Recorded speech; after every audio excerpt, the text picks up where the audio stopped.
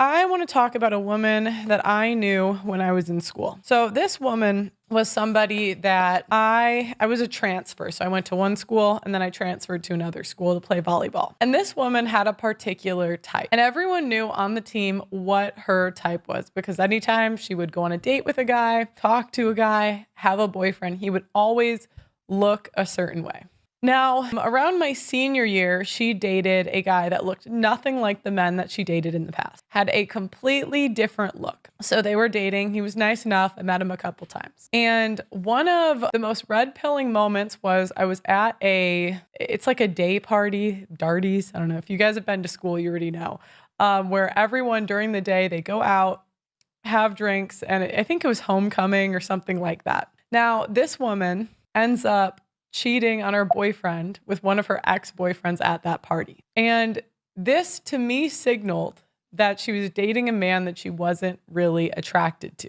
However, many women have the issue that their type doesn't stay for long-term commitment. So I wanted to go through a couple TikToks where women kind of talk about this dilemma, or I wanted to show a TikTok, because a lot of times you guys say, Pearl, you're just making this stuff up. So she says, having to say goodbye to my type because I'm trying to get married. So what does this mean? As you know, women, we are hypergamous. So, and dating app data shows this. There's 2 data points that you can find that we date a small percentage of men and that we on some level are designed to share men. One is that we have more than twice as many female ancestors as we have male ancestors. I want to say 3,000 years ago, it was 8 women to 1 man. The second data point is dating apps. It shows we only swipe right between 5 to 20% of the time. If you want to be super generous, we can give 30%. But in general, that's the number one way people are meeting in 2024. A lot of people will say that dating apps aren't real life, and I do agree with that. But if we're going to look at marriage results today, according to jewelers and people that are selling engagement rings, apparently Hinge is the number one app that people are getting married on. And even on Hinge, we're sharing men. Essentially, what you get, the men that get all the women, so these are like 8s, 9s, and 10s. These are the rest. So these are the men that are invisible to women. These are the men that tend to get relationships, but they don't get hookups, or they're not selected for hookups. And then the top men are the ones that are hooking up with everybody, right? This makes a lot of people uncomfortable, but you can go on TikTok and find women confirming this. And like a lot of women, they just use TikTok as their diary. So you can go on TikTok and literally find women confirming this. Or you can take dating app data. Or the third data point is that there are twice as many women in relationships as men. So either option A, women are dating significantly older, or sorry, under 30. A third of men are virgins or haven't had sex in the past year. And there are twice as many women in relationships as men.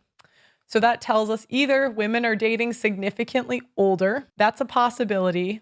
But to me, what would be more likely is that women are sharing men, because we've always done that throughout all of history.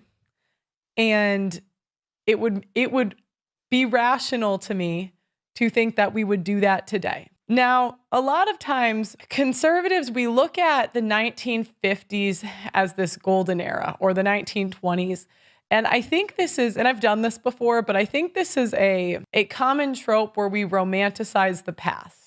And we think that there was some golden era or golden age where it was just so amazing to be alive. The way that I view it is that each generation has a different set of problems. So instead of going into World War I or World War II, our generation just has a hard time with relationships. And what we found out is the last 100 years, women have fought very, very hard to not have to be with men they are not attracted to. To me, this is what feminism is at its core. Because when you look at feminist writings, generally what they're fighting for is reproductive freedom on some level. Margaret Sanger, most of her writings are about getting on the pill, access to abortion. So what is abortion on a root level? It's women saying, I do not want to reproduce with men that I do not deem fit. Then we got no fault divorce. And what is that saying? What are women saying in that? I do not want to stay with a man that I am not attracted to or that I do not like. And unfortunately, what we found out in the last 100 years is that when we are given the freedom to do anything we want, most women do not like most men that much. And people kind of get on me for saying this, but every data point is going to tell you that that is true. You gave women the freedom to do anything, and they are more likely to pick sex work in their youth than they are marriage. What does that tell you? Okay, so this isn't a happy truth. This isn't because a lot of times when I talk, people think I'm applying morality onto it, that it's good or bad. I am simply analyzing what's going on. So yesterday we had a debate on the channel, and we had a content creator and a woman come on. And one of the things they spoke about was that many pickup artists and PUAs have a 3-date rule, where if a woman does not sleep with a man on a 3-date rule, the men are instructed to move on. I've heard Myron say this. Now, why is that? Before we judge it and we say that is a terrible thing, degeneracy, men are problem solvers. And what men don't want to be is in a position where their wife is not attracted to them. So some men see the easiest solution to be, she has this amount of time to sleep with me, or I am going to assume that she's not attracted to me. I'm not saying that's right. I'm not saying that's wrong, but I'm saying that is a solution that many men have come up with. So I wanted to read an article by Rollo Tomasi talking about genuine desire. And I want to talk about what that is. So this is called the desire dynamic. It's on therationalmale.com. You cannot negotiate desire. This is a very simple principle that most men and the vast majority of women are willfully ignorant of. One of the most common personal problems I've been asked for advice on the last 10 years is some variation of, how do I get her back? Usually this breaks down into men seeking some sort of methodology to return his relationship to an earlier state where a previously passionate woman couldn't keep her hands off of him. 6 months into a comfortable familiarity and the thrill is gone. But in truth, it's the genuine desire that is gone. It's often at this stage that a man will resort to negotiation. Sometimes this can be as subtle as him progressively doing things for her in hopes that she'll reciprocate with the same sexual fervor that they used to have. So this is where you see women like Katy Perry on that podcast saying that her husband has to do chores in order to get her to have sex with him. She is not actually attracted to him, and so he has to negotiate the attraction. Other times, a married couple may go to counseling to resolve their issues and negotiate terms for her sexual compliance. He'll promise to do the dishes and a load of laundry more in exchange for her feigned sexual interest in him. Yet, no matter what terms are offered, no matter how great an external effort he makes so deserving of reward, the genuine desire is not there for her. In fact, she feels worse for not having the desire after such efforts were made for her compliance. Negotiated desire only ever leads to obligated compliance. This is why her post-negotiation sexual response is so often lackluster and the source of even further frustration on his part. She may be more sexually available to him, but the half-hearted experience is never the same when they first met and there was no negotiation, just spontaneous desire for each other. From a male perspective, and particularly that of an uninitiated beta male, negotiation of desire seems like a rational solution to the problem. Men tend to innately rely on deductive reasoning, otherwise known as an if-then logic stream. The code is something like this. I need sex, plus women have the sex I want, plus query women ask women about their conditions for sex, plus meet their prerequisites for sex equals the sex I want. So this is also when men try to qualify to women for their lists. They're essentially, even though women will sleep with broke musicians, personal trainers, men that don't have anything together, right? Okay, so make it make sense. It's simple economics, but built on a foundation that relies on a woman's accurate self-evaluations.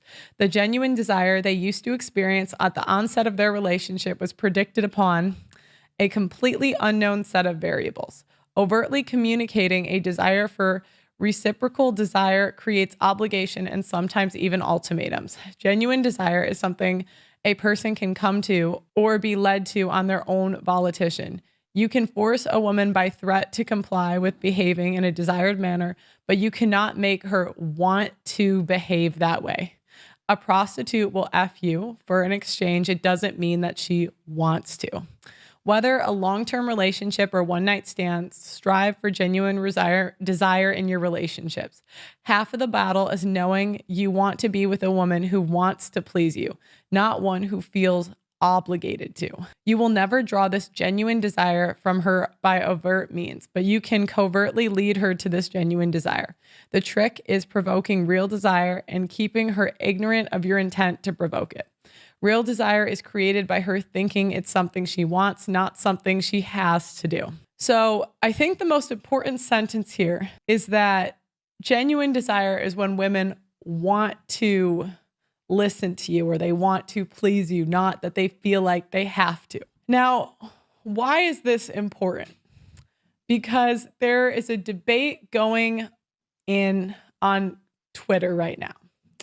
And the question is, women feel genuine desire for a very small percentage of men. It's rare. What do we do as a society moving forward? Do women compromise on their type and marry men they're not attracted to? And as a man, do you want a woman to marry you if she's not attracted to you? The reason I ask this is because, and she's been on the show, so excited. There's a woman named Lori talking about how she did not initially have genuine desire for her husband, but they stuck it out, and now they've been happily married for years. So When I first met him, I won't tell you how he was dressed or anything because I don't want to embarrass him, but I was not attracted physically to him. But there weren't those butterflies and the things that I thought should be there with a man that I was supposedly in love with. And he said to me, "How would you like to be Mrs. Alexander?" And I said, "Sure." That was it. No ring, no going on his knee, no nothing, And I wasn't that excited though. And we argued a lot about everything. We didn't get along that great. I felt like he stole my joy. I don't know what was wrong with me. And so I went on my wedding day, and none of those butterflies and excitement. I'd go to my bridal showers, and none of that. It was just like this emptiness to me. It's like, why don't I have that in me? I don't like this. I want to have butterflies and so excited. But we discussed that divorce would never be in our vocabulary. So we got married, and the first 20 years were rough because I was still critical. So now that I've been married almost 44 years, I can tell you, women, that love is not an emotion. If that is a really shaky, unstable ground to build your marriage upon. So anyway, women, remember, just because you've maybe lost the butterflies and the emotions and the feelings for your husband, that's not love. Well, I'm going to be going to church soon, and I will learn in silence with all submission.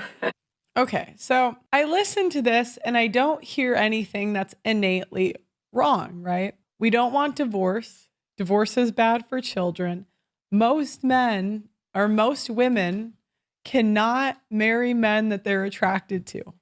There are just not enough to go around. When we look at who women select for sex, there are simply not enough. So the question is to men, would you be happy with this kind of marriage? Some men may say yes, some men may say no.